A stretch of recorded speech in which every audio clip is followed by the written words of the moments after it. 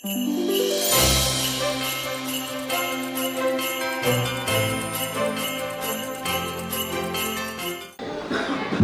തിരുനാമത്തിന് മഹത്വം. എത്രയും ആദരണീയനായ ഈ ഇടവകയുടെ വികാരി ബഹുമാനപ്പെട്ട ജോബിയച്ചൻ, ഏറ്റവും സ്നേഹം നിറഞ്ഞ വിപിൻ ബാബു അച്ഛൻ, ഈ ഇടവകയുടെ ഭരണസമിതി അംഗങ്ങൾ, ദൈവത്താൽ അനുഗ്രഹിക്കപ്പെട്ട പ്രിയ ദൈവജനമേ, മുന്നമേ കഴിഞ്ഞുപോയ ക്രിസ്തുമസിൻ്റെയും കഴിഞ്ഞുപോയ പുതുവർഷത്തിൻ്റെയും അനുഗ്രഹീതമായ ആശംസകൾ നേരട്ടെ. യഥാർത്ഥത്തിൽ ഈ ക്രിസ്തുമസ് സന്ദേശം എന്നുള്ളതായ ലേബലിൽ ഞാൻ നിങ്ങളുടെ മുമ്പിൽ നിൽക്കുമ്പോൾ എല്ലാവർക്കും ഇതല്ല ആഗ്രഹിക്കുന്നത് എന്ന് എനിക്ക് വ്യക്തമായിട്ട് അറിയാം. കാരണം അണിയറയിൽ മനോഹരമായ അനേക കലാപരിപാടികൾ അണിഞ്ഞൊരുങ്ങിയിട്ടുണ്ട്. അതാണ് എല്ലാവരും പ്രതീക്ഷിക്കുന്നത് എന്ന് എനിക്ക് നല്ലൊരു ബോധ്യമുള്ളതുകൊണ്ട് അധിക സമയം ഞാൻ വിനിയോഗിക്കുന്നില്ല. പെട്ടെന്ന് ഞാൻ എന്നിൽ നിശ്ചിതമായിരിക്കുന്നതായ കർത്തവ്യത്തിൽ നിന്ന് പെട്ടെന്ന് തന്നെ ഞാൻ വിരമിച്ചു കൊള്ളാം. എന്താണ് കഴിഞ്ഞ 15 വർഷങ്ങളായിട്ട് ഈ ഇടവക ഏറ്റവും ശ്രേഷ്ഠമായി ഈ ഒരു പ്രോഗ്രാം നോയൽ തിരുപ്പകവി അതിലേറ്റവും ഭംഗിയായിട്ട് അടുക്കും ചിട്ടയുമായിട്ട് ഈ ഇടവക നടത്തുമ്പോൾ എല്ലാവരെയും ഇതിന് പിന്നിൽ പ്രവർത്തിക്കുന്നവരെയും വളരെ സ്നേഹത്തോടെ സഹായിക്കുന്നു, അഭിനന്ദിക്കുന്നു. ക്രിസ്തുമസ് നമുക്കറിയാം ആഘോഷത്തിൻ്റെതാണ്. ഈ കാലഘട്ടത്തിൽ ക്രിസ്തുവിൻ്റെ ജനനം അനേക നാളത്തെ അനേക വർഷങ്ങൾക്ക് മുമ്പിലത്തെ കാത്തിരിപ്പിന്റെ ഫലമായുണ്ടായ ഏറ്റവും വലുതായ ഒരു സംഭവമായിരുന്നു ക്രിസ്തുവിൻ്റെ ജനനം. നൂറ്റാണ്ടുകൾക്ക് മുമ്പ് പ്രവാചകന്മാര് പ്രവചിച്ച് പറഞ്ഞു, കന്യക ഗർഭം ധരിച്ചൊരു മകനെ പ്രസവിക്കും, ഈശായുടെ കുട്ടിയിൽ നിന്നൊരു മുളവൊക്കെ പുറപ്പെടും. അങ്ങനെ അനേക പ്രവചനങ്ങളുടെ പൂർത്തീകരണമായിരുന്നു യേശുവിൻ്റെ ജനനം.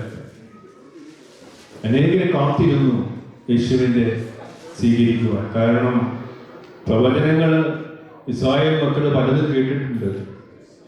അവർ കേട്ടിരുന്നു ഇസ്രായേലിന്റെ രാജാവ് ജനിക്കുമെന്ന്. രാജാവ് ജനിക്കേണ്ടത് രാജകൊട്ടാരത്തിലാണെന്നുള്ളതായ ബോധ്യമുള്ളവ രാജകുമാരികളൊക്കെയും ഈ രാജകുമാരന് വേണ്ടി കാത്തിരുന്നു. പക്ഷേ ജനിച്ചത് മറിയമെന്ന് പറയുന്ന പാവപ്പെട്ട പെൺകുട്ടിയുടെ ഉദരത്തിലാണ്.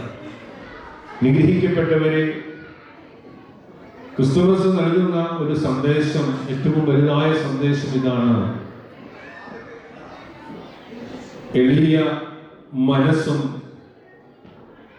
ദൈവത്തോട് ചേർന്ന് നിൽക്കുന്ന ഹൃദയമുള്ളവനാണ് യഥാർത്ഥത്തിൽ ക്രിസ്തുവിനെ സ്വീകരിക്കുവാനുള്ളതായ അധികാരവും ക്രിസ്തുവിനെ സ്വീകരിക്കുവാനുള്ളതായ വലിയ കൃപയിൽ ലഭിക്കുന്നത് എന്നാണ് ക്രിസ്തുമസിന്റെ ഏറ്റവും വലിയ സന്ദേശം.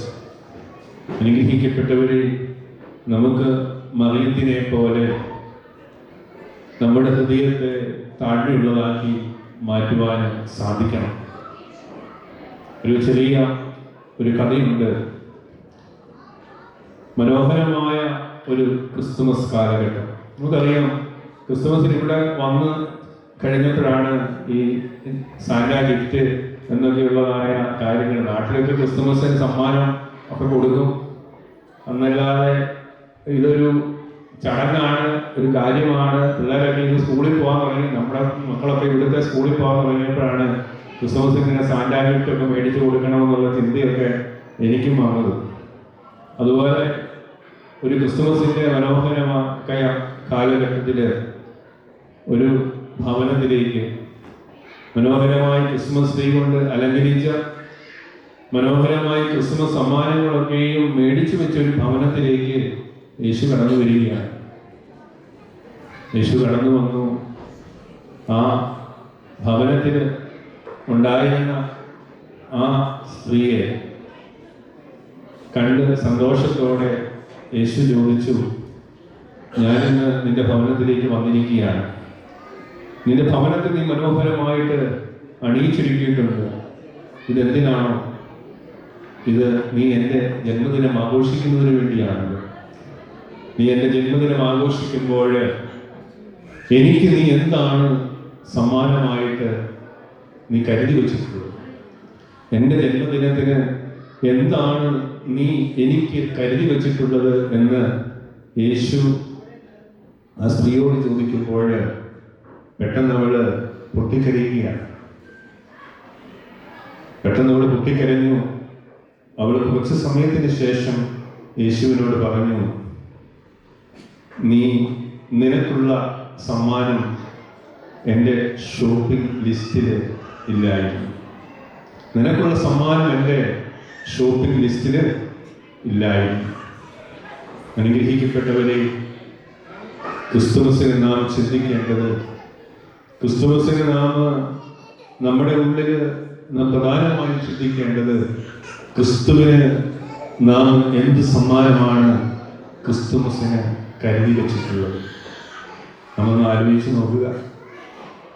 ക്രിസ്തുവിനെ സ്വീകരിക്കുവാൻ തയ്യാറായിരുന്ന അനേക ഭവനങ്ങളുണ്ടായിരുന്നു. യാത്രയായിരുന്നു. ക്രിസ്തുമസിന് യേശു തമ്പുരാന്റെ ജനനത്തിന് മുമ്പ് യോസേഫും മറിയമെന്ന് പറയുന്ന പാവപ്പെട്ട പെൺകുട്ടിയും നിറവേറുമായിട്ട് അനേക ദൂരം സഞ്ചരിച്ചു. അനേക ഭവനങ്ങളുടെ വാതിൽ അവര് മുട്ടി വിളിച്ചു. പക്ഷേ എല്ലാ ഭവനങ്ങളും എല്ലാ സത്രങ്ങളും അവർക്കായിട്ട് വാതിൽ കൊട്ടിയടച്ചു. എങ്ങും അവർക്ക് സ്ഥലം ലഭിച്ചില്ല. അനുഗ്രഹിക്കപ്പെട്ടവരെ, ക്രിസ്തുമസ് ഇടം ലഭിക്കാത്തവൻ്റെയും കൂടി ക്രിസ്തുമസ് ആണ് എന്ന് നാം ഓർക്കണം. നമുക്ക് ക്രിസ്തുവിന് നമ്മുടെ ഉള്ളിൽ ഇടം നൽകുവാൻ സാധിക്കണം. ഇന്ന് ക്രിസ്തുമസിൽ നിന്ന് ആര് പോയി? ക്രിസ്തു പോയി. ക്രിസ്തു മിസ്സ. അങ്ങനെ ഒരു സാഹചര്യത്തിലേക്ക് ഇന്ന് കടന്നു വന്നിരിക്കുക. ആഘോഷങ്ങൾ മാത്രമായിട്ട് ഇന്ന് ക്രിസ്തുമസ് ചുരുങ്ങി. എല്ലാവരും ഒരുമിച്ച് കൂടുന്നു, എല്ലാവരും ആഘോഷിക്കുന്നു. എന്നാൽ ക്രിസ്തുവിനെ സ്വീകരിക്കുവാനും ക്രിസ്തുവിന് സമ്മാനമായിട്ട് നമ്മുടെ ജീവിതത്തെ നൽകുവാനും നാം ആരും തയ്യാറാകുന്നില്ല.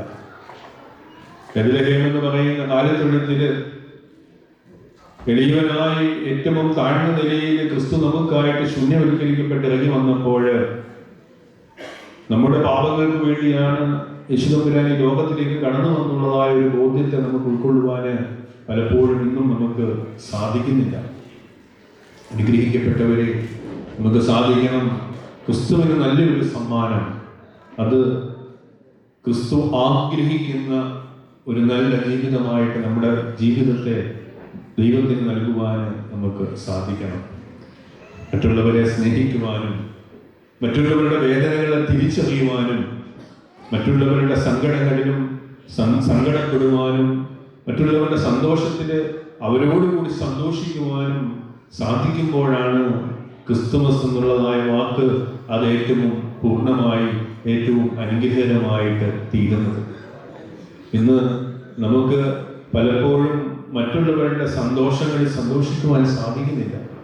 മറ്റുള്ളവരുടെ സങ്കടങ്ങളിൽ നമുക്ക് അവരോട് ചേരുവാൻ നമുക്ക് സാധിക്കുന്നില്ല. കാരണം ഇന്ന് നാം നമ്മിൽ തന്നെ ഒതുങ്ങിത്തീരുകയാണ്.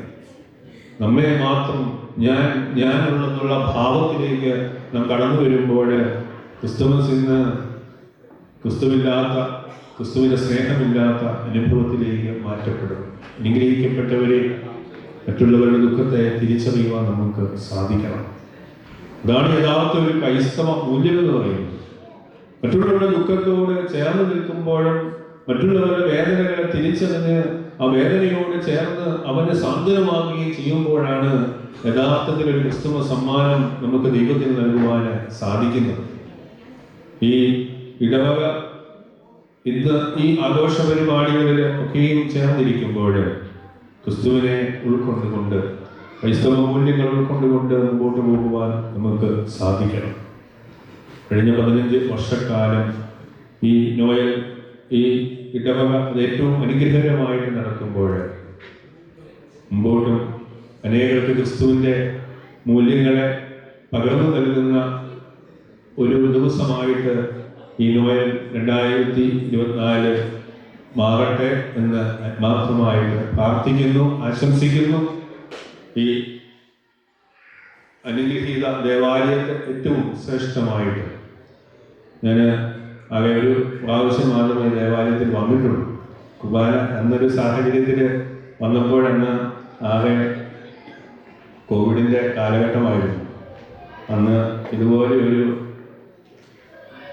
ക്യാമറയും കുറച്ച് പേരും മാത്രം കൂടി നിൽക്കുന്നതായ ഒരു സാഹചര്യത്തിലാണ് ഈ ദേവാലയത്തിൽ വന്ന വിശുദ്ധ കുർബാന അർപ്പിക്കുവാൻ സാധിച്ചത്. പിന്നീട് പല പ്രാവശ്യം എന്നെ ജോലിയച്ചൻ ദേവാലയത്തിൽ ഓരോ കാര്യത്തിന് വിളിച്ചിരുന്നുവെങ്കിലും സാഹചര്യങ്ങൾ അതിന് ഉതകിയില്ല. പലപ്പോഴും ഞാൻ ജോലിയച്ചനോട് ജോലിച്ചൻ അവസാനം എന്നെ വിളിച്ച് മടുത്തെന്ന് വന്നു. അതിന് അവസാനം ഞാൻ ഇപ്പോൾ ഇവിടുന്ന് ഓസ്ട്രേലിയക്ക് പോകാൻ തക്കവണ്ണം തയ്യാറായപ്പോൾ അവസാനം എന്നെ സഹികെട്ടി ഇതിനെങ്കിലും വാ എന്ന് പറഞ്ഞാണ് അച്ഛൻ ഈ പ്രോഗ്രാമിലേക്ക് എന്നെ ക്ഷണിച്ചത്. ഞാൻ അന്നേരം തീരുമാനിച്ച അച്ഛൻ ഇനി എന്ത് തിരക്കുണ്ടെങ്കിലും എങ്ങനെയാണെങ്കിലും ഇതിന് വന്ന് നിങ്ങളോട് ചേർന്ന് ആയിരിക്കുവാൻ തക്കവണ്ണം ഞാൻ ആഗ്രഹിച്ചു. അങ്ങനെയാണ് ഇന്ന് ദിവസം നിങ്ങളോട് ചേർന്ന് ആയിരിക്കാൻ തക്കവണ്ണം സാധിച്ചത്. ക്രിസ്തുവിന് നല്ലൊരു സമ്മാനമായിട്ട് നമ്മുടെ ജീവിതത്തെ നമുക്ക് നൽകുവാൻ സാധിക്കട്ടെ. ഏറ്റവും അനുഗ്രഹകരമായ ഏറ്റവും ശ്രേഷ്ഠമായ ആഘോഷമായിട്ട് ഈ രാവ് മാറട്ടെ എന്ന് ആത്മാർത്ഥമായിട്ട് പ്രാർത്ഥിക്കുന്നു. ഇതോട് ചേർന്ന് വളരെ സ്നേഹത്തോടെ ഈ നോയൽ 2025 വളരെ സ്നേഹത്തോടെ നിങ്ങളുടെയും അനുവാദത്തോടെ ഉദ്ഘാടനം ചെയ്തതായിട്ട് പ്രഖ്യാപിക്കുന്നു. ബഹുമാനപ്പെട്ട ബിപിൻ ബാബു അച്ഛൻ വളരെ നാളുകളും ആയിട്ട് എൻ്റെ സുഹൃത്താണ്. ബഹുമാനപ്പെട്ട അച്ഛനോടുള്ളതായ നന്ദിയും സ്നേഹവും ഇത്തരത്തിൽ പ്രത്യേകമായിട്ട് അറിയിക്കുന്നു. ഒരിക്കൽ കൂടി എന്നെ ഈ പരിപാടിയിലേക്ക് ക്ഷണിച്ച ഈ ഇടവകയുടെ ഏറ്റവും അനുഗ്രഹീയനായ വികാരി ബഹുമാനപ്പെട്ട ഡോക്ടർ ജോബി മൻസ്കറിയ അച്ഛനോടും ഈ ഇടവകയുടെ ട്രസ്റ്റി സെക്രട്ടറി ഭരണസമിതി നിങ്ങൾ എല്ലാവരോടുമുള്ളതായ നന്ദിയും സ്നേഹവും അറിയിക്കുന്നു. ക്രിസ്തു കൂടെയിരിക്കുന്ന ക്രിസ്തുവിൻ്റെ സ്നേഹത്തെ അനുഭവിക്കുന്ന ബേഥലഹേം എന്ന അപ്പത്തിൻ്റെ ഭവനത്തിൽ ലോകത്തിന് അപ്പമായി തീരുവാൻ തക്കവണ്ണം ജനിച്ച ക്രിസ്തു നിങ്ങളോട് എല്ലാവരോടും ചേർന്നിരിക്കട്ടെ. ദൈവം നമ്മോടുകൂടെ ഇമ്മാനുവേലിൻ്റെ സ്നേഹത്തെ നമുക്ക് അനുഭവിക്കാം. ഇമ്മാനുവേലിൻ്റെ സാന്നിധ്യത്തെ നമ്മുടെ ജീവിതത്തോട് ചേർത്ത് വയ്ക്കാം. ക്രിസ്തു ഉള്ളിൽ ജനിക്കുവാനുള്ളതായ മനോഹരമായ പുൽക്കൂടുകളായിട്ട് നിങ്ങളുടെയൊക്കെയും ഹൃദയങ്ങൾ മാറ്റപ്പെടട്ടെ എന്ന് ആത്മാർത്ഥമായിട്ട് പ്രാർത്ഥിച്ചുകൊണ്ട് നിർത്തുന്നു. ദൈവം